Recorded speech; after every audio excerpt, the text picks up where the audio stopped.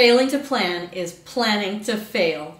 It is so easy to get completely overwhelmed by the challenges and opportunities of frugal living. In this video, I'm going to get you on the right track with 7 habits of highly frugal people. One of them is planning. Stick around, you don't want to miss this. Welcome, I'm Amy, and here at Frugal Over 50, I give you tips and tools for frugal living, all personally tested by me. Now let's get right to these 7 habits. Number 1, planning.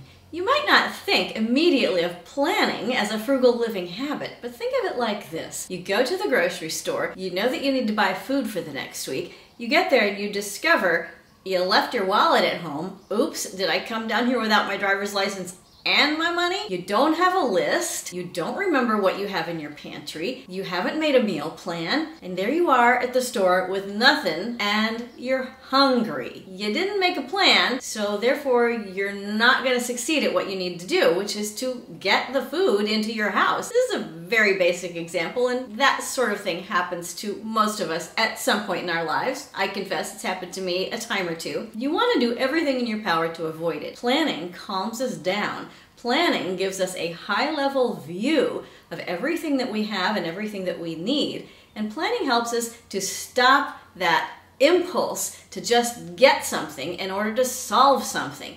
We need to think first. Habit number 2 is to reverse engineer your success. Now, I'm not an engineer, but my father was, and engineers plan everything, every single little detail.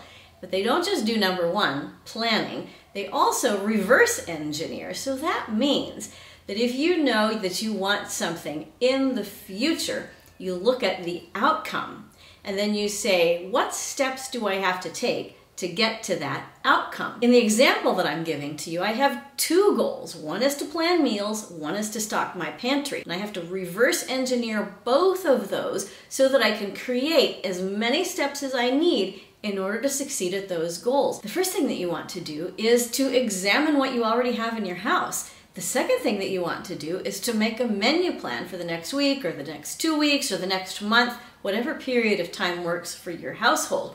The next thing after that is to check your budget and see how much money you have for your grocery trip this time.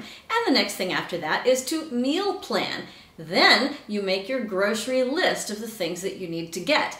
And then you see what you have in your wallet, you see what you have in your purse, you collect your mask, you get yourself all ready, and then you go to the store. While you are in the store, you shop with your list. If you see anything on the shelves that you think, oh yeah, I need that and I forgot to put it on my list, check your budget again, look at where you're headed, then work backwards and create all the steps that you need so that you will succeed on your frugal living journey. Tell me down below, what do you want to do on your frugal living journey? What is your main goal right now? I want to hear about it. Habit number 3, focus. Using our grocery shopping analogy, this is why many of us, when we were raising our children, did not take them into the store with us, because we needed to focus on our lists. If you have always shopped by yourself, you may still find focus to be an issue. Now, I'm using this grocery analogy a long time, so let me switch to another one. Let's say that my main focus is to pay down debt. It is so easy, as I said in the introduction, to get completely overwhelmed at this exact point. We see the challenges before us. We see the opportunities all around us. How do I pick? When we focus on the thing that we want to get to, whether it's next week or next month or next year, and when we keep our laser focus on that goal, then all of these other unimportant things that seem so urgent just shift off to the sidelines, and they eventually even get out of our peripheral vision and we don't even see them. So if you've been having difficulty with focus, I would urge you to include that in one of your goals for 2021. I will do this debt pay down, I will do this meal plan, and I will focus on what is important. I am so grateful to you who are on your frugal living journey for joining me here. If you have not done so, I would love to invite you to subscribe and hit the notification bell so you'll get notified first of new videos, and then give this video a like and share it with 10 or 20 of your closest friends. If you are one of the longtime supporters and you would like to help see this channel grow, you can contribute through Buy Me a Coffee. Let's go on to the next habit. Habit number 4, consider the needs of others. You may be living in a home with other people or other pets that are often considered our fur babies. You may be living in a community of people with whom you share resources. You may be just sharing a community or a town.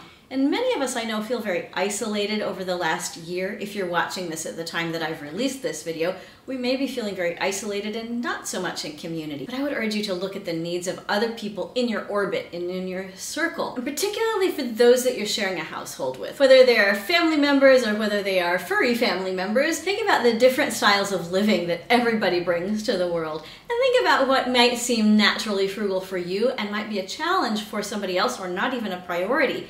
And think about the conversations that you might have to have about shared goals, about how to reverse engineer, how to improve your focus jointly. If you are in charge of young children or if you're in charge of animals, then you're not going to have that detailed of a conversation, but you will observe what do they actually need. For instance, my golden retriever is getting older and she needs more expensive medical care. She is not my most frugal household member at the moment. But that's okay because she needs that care. And so one of my priorities is to provide that care so that she lives a quality life in her older years. If you are living on your own, you may be looking back at your family of origin or looking at your adult children or looking at people that you know and asking, what do they need? How are they living? You might be able to learn a few things by considering the needs of others. You might be able to share resources. How do we live?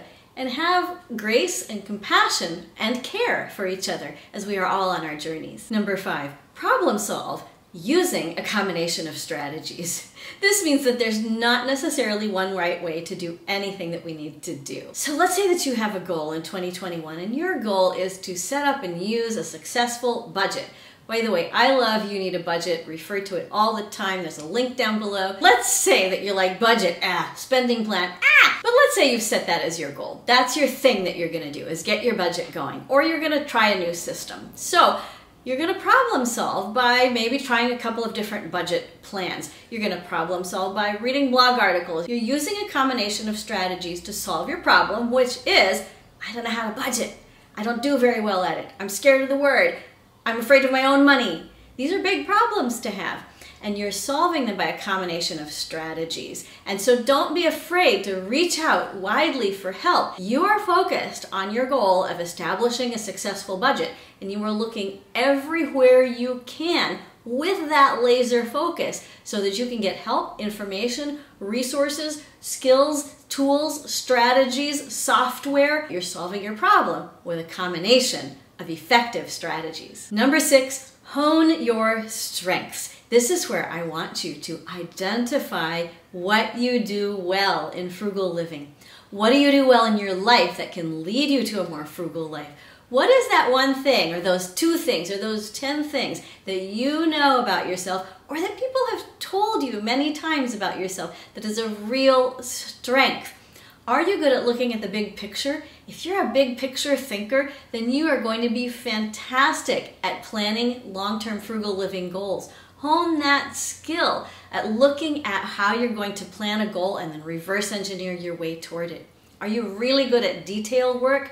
Then you're going to be fantastic at inventorying your pantry and identifying the kinds of foods that you need to keep so that you have a 2-week stash, a 6-month stash, a year-long stash of food, however much you decide that you need to keep. I've just listed 2 possible strengths. You have many more. I know that you have many more strengths. Identify them, describe them to yourself, analyze how you're going to use your strength on your frugal living journey. This is not the time to be bashful. This is not the time to be worried about how other people will think. This is the time to be, I can do this. Empower yourself by honing your strengths. Habit number 7, think long term. This goes beyond the reverse engineering. This goes beyond those 1-year goals. Frugal living brings freedom. Frugal living brings empowerment, and frugal living will not only help you leave a concrete legacy of resources for those who come after you, it will also be a legacy. This is a powerful visioning technique that will give you a sense of expansiveness. Oftentimes, those of us who start frugal living and who come to videos like this come because we are in a situation where we need to make changes. We're scared. We're desperate, we're hungry, we really need more resources. And it can be so hard to step out of that immediate situation, and I'm asking you please to do that. Look ahead. Look at how you want your life to have gone, and begin now to shape it. Shape it with joy, shape it with celebration, shape it with empowerment. What is your favorite highly frugal habit? What do you do that changes your life for the better? To see my answer, go to my video on the 10 frugal habits that changed my life. I'm so glad you're here. You are not alone. In fact, I have a whole playlist of frugal living videos for you that I'm going to link up here and down below. Watch all of the videos in the list and comment. Tell me what you think. What are your frugal habits? What are your frugal struggles? And wherever you are on your frugal living journey, take the next step, knowing that you have a community right here that supports you. I can't wait to see you again soon. Bye-bye.